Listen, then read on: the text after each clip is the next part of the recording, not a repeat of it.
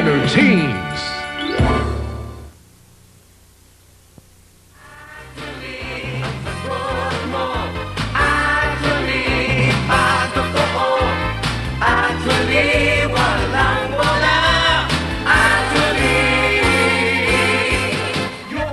At gayon, ang pinakahihintay ng buong bayang Pilipinas, nagkatotoo na rin ang pinapangarap ng rekonsiliasyon na kay tagal lang hinihintay ng buong bayan. At ang rekonsiliasyon na to ay dyan magaganap dito mismo sa RPN The Network sa pinakamalakas na programang Actually Yun Na, mga kababayan. Dito lang pwede magtagpo ang silangan at kanluran, ang langit at lupa, ang buwan at araw, ang Romualdez, ang Juanco, Marcos, Aquino at Ignacio.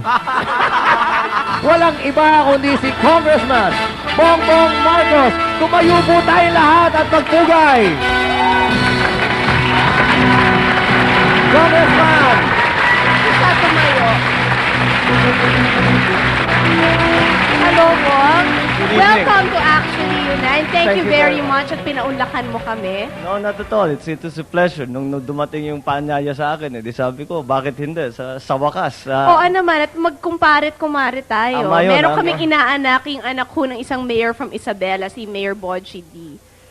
How are you? I am fine, thank you very much. I've been a little busy, but... I commented kanina na you lost a lot of weight. Is it because of your health club? Hindi. Well, I try to keep a health regimen. Talagang natutunan ko yun sa ama ko is to try and exercise. Lalo na pagka nangangampanya ka o nasa labas ka, it's very important, you know, because you have to keep going, you don't eat at the right time, di ka natutulog. So, those things have to be maintained.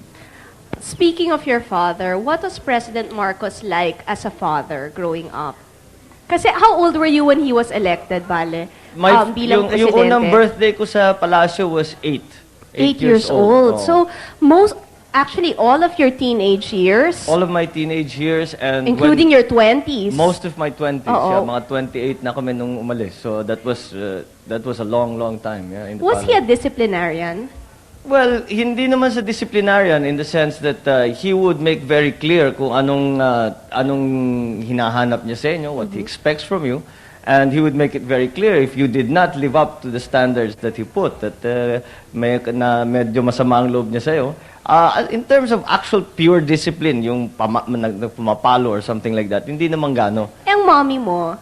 Mami ko, mas lalong Yes. hindi. Masyadong mabait yun. She cannot even, she would just, siguro pag hindi na niya matiis yung frustration niya, iiyak na lang yun. Pero in terms of actual beating, as the Yes. English call it, I was beaten more in my school in England than I ever was by my parents. But when you were studying here, nasa Lasal ka, di ba? Lasal Green Hills, yes. How was it? Was it a problem dahil marami kang bodyguards? Were the other boys medyo aloof ba sila sa'yo? Well, I'm sure nadaanan mo rin yun. Of course. Hindi, pero kahit- ako high school na, so medyo sabagay. iba na yung ano nun. Kasi kung bata naman, yung mga ganong edad, hindi pa masyadong naiisip. Natutuwa lang sila. May mga baril ba yan? May mga yan lang naman ang tinatanong.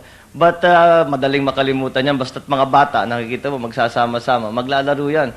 So it wasn't really a problem. And when it would have been a problem in high school, I had already left. So I was in England. Hindi na masyado yung security nakikita. Nung when you were growing up, did you have children's parties sa Malacanang? Oh, madalas. In fact, yung mga children's parties namin, yung mga party namin mga magkakapatid, doon na ginagawa sa palasyo because we would invite a lot of people. They would have performers and things like that. We'd have great parties in the palace. All your life kasi, Bale, both parents are very active in politics. Do you think that is what has led you to go into this kind of life? Oh, hindi mo maiiwasan. There is no way. The only way you can explain my having entered politics is definitely because of how my father really that he even said it in his when he was still alive that he would say, I have committed not only myself to the work that I have done. I have not committed only my person, but my wife and my family too. And the time will come when you will find that you have no choice.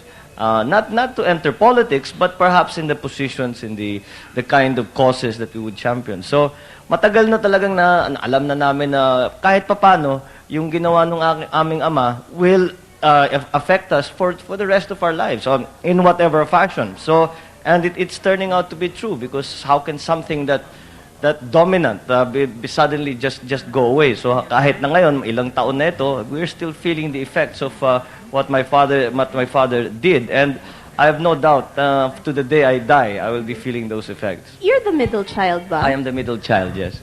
How is it? Kasi ako youngest so medyo nabe-baby talaga ako. Ikaw middle child, only boy pa. Siguro, I don't know. It never felt like... Dominating bang ate si Aimee? Hindi naman.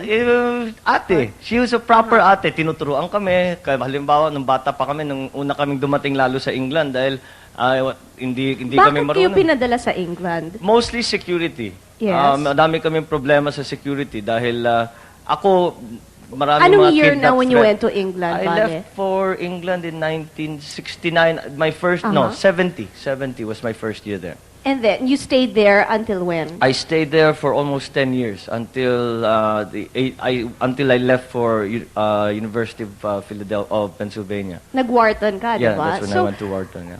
Do you feel na those 10 years helped you a lot? Kasi at least, medyo ordinaryo kang citizen. Malaking bagay dahil in fact that was one of the reasons, no, that my father. But of course he would have preferred na dito kami nakatira sa Maynila. How did you keep in touch with what was going on dito? It Kasi wasn't syempre when martial law was declared, you were abroad. It wasn't easy. I was when martial law was declared, we had expected something dramatic to Yes. happen. Because marami ng beses na my dad would say that this is a real problem, we may have to do this, we may have to do that. But in general, how did we keep up? My parents would send us newspaper clippings. We would call, we would write. In my school in England, there was you had to write one letter to your parents every week. Talaga. So that was actually a good thing because iba yung tawag iba yung sulat. Yung sulat hinahawakan mo and you can read it again and again. And it really taught I think both sides, including my parents, the habit of writing. So they would send us the news nung nauso na yung videotape, magpapadala ng videotape. So that they would try, but inevitably pag uwi mo rito, maraming nangyari na hindi mo na namalayan. So you just have to catch up. Medyo let's go naman dun sa lighter side. Ang first girlfriend mo ba, since you were in England, British ba siya? Ay, naku, nung nasa England ako, wala akong panahon, hindi kami pinapalabas ng eskwelahan. They would let me out. I would be in school for, isang semester namin was 3 months. Sa 3 buwan, I would be able to sleep one night outside of school. Yun lang. Yun lang. And every month, I could spend one Sunday out of school. So when you'd make ligaw, dito na. dito na siguro sa Pilipinas. Kasi doon, halos di ka, kahit yung mga restaurant, yung mga bar, di ka makapasok, yung mga nightclub. Dito, hindi masyadong stricto, kahit basta't may kasama kang may edad, they will let you in. Do you feel na a lot of the girls were fawning over you na pinagkakaguluhan ka dahil Bongbong Marcos ka? Or do you think it's your charming personality? I don't know. I don't know that they were fawning over me to begin with. I don't know kung bakit lahat ng tao, ang kanilang impression sa akin are that the women were fawning over me. Believe me, there were times kung I would be calling, trying to get a date, and I couldn't get a date. Why suddenly this image of women fawning all over me? But I don't know. I think yung you tell me if I'm right. Yung pagganak ng presidente, that last mga 5-10 minutes, unless may complex na talaga yung tao, yung talagang galit sa'yo dahil anak ka ng presidente, wala ka na magagawa. But karamihan naman ng mga tao, pagka nakausap mo na, after 5-10 minutes, wala na, that's over. Except for the fact that you're surrounded by Would armed anybody have the guts to say na, oy, pare, galit ako sa'yo, bakit ganyan naman ang mga magulang mo? Would they dare do that to you?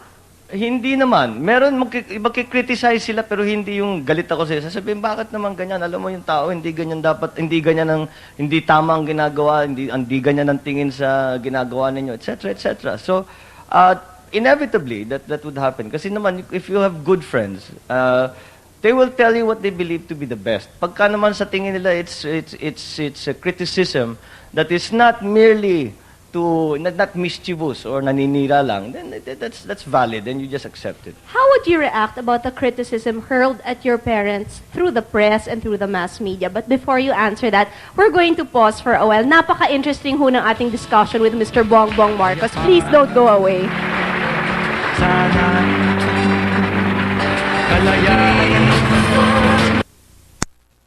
Asking know, how you'd react to criticism. Kasi ako, I would be affected by it. Would it affect you as well? I guess nung talagang mabigat na at saka masakit na, well, there were times, no, that especially after 86 when people were taking real liberties with the truth. And wala, nandun kami, hindi kami makasagot, wala kaming access sa mga media, wala tayong magagawa, ganun lang talaga. But yung run-of-the-mill na pangkaraniwan na